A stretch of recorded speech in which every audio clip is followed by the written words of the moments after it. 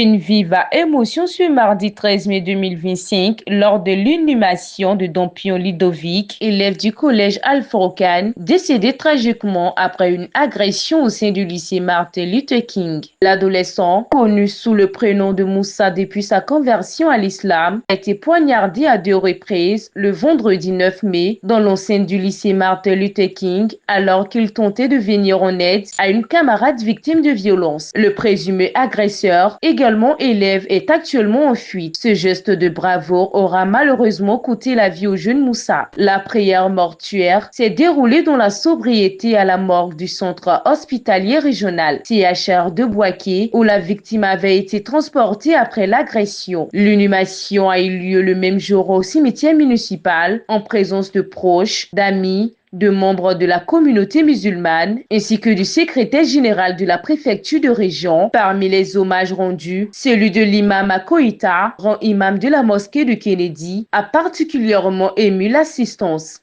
On a été éprouvé depuis vendredi de notre membre influent, courageux, qui nous aide parmi les enfants, qui aident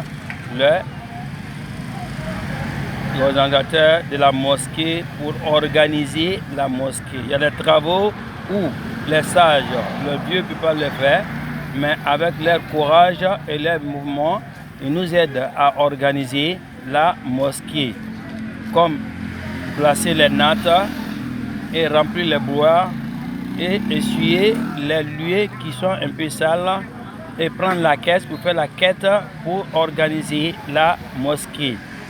Un élève sage, humble, bien éduqué, musulman, prie à la mosquée à chaque prière, les 5 prières quotidiennes. Et cet enfant était là à l'école. Au retour de l'école, il avait l'une de ses sœurs se battait avec un malfrat, les élèves qui prennent les machettes pour couper les autres et pour blesser les autres. Il a intervenu pour qu'il puisse sauver la vie de cette dernière, cet élève. Alors voici soudain celui qui avait machette à main qui lui a poignardé. Désolé, il a rendu l'arme.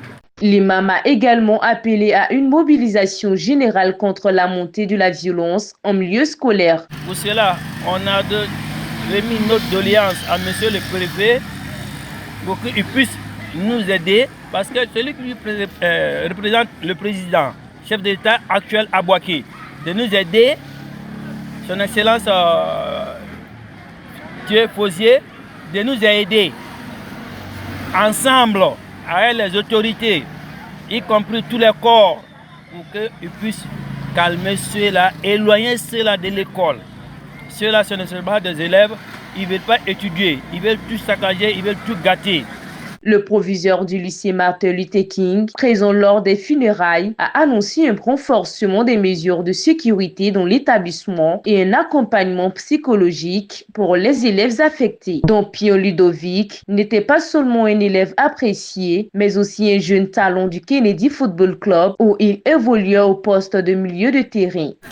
Ici, on a été informé avec la tristesse, la douleur qui va avec, de la perte également de nos joueurs, qui est Dompion Ludovic, connu sous le nom de Didier.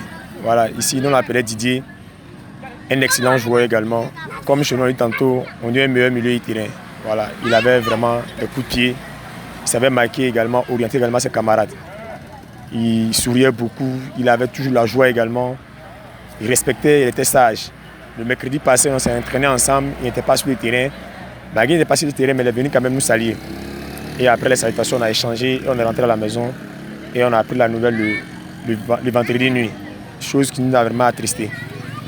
Vraiment, lorsque la nouvelle est tombée au niveau de ses amis, de ses camarades, tout le monde était en pleurs parce que personne ne pouvait croire. En ce jour de deuil, les sacrifices traditionnels du 3e, 7e et 40e jour ont été accomplis. Les imams ont prié pour le repos de son âme dans le respect des rites islamiques. La famille, profondément bouleversée, n'a pas souhaité s'exprimer face à la presse. Alors que Bouaké pleure la perte de l'un de ses fils, cette tragédie relance une fois de plus le débat sur la sécurité dans les établissements scolaires en Côte d'Ivoire. Face à une jeunesse de plus en plus exposée à la violence, les autorités sont interpellées, prévenir, protéger, éduquer.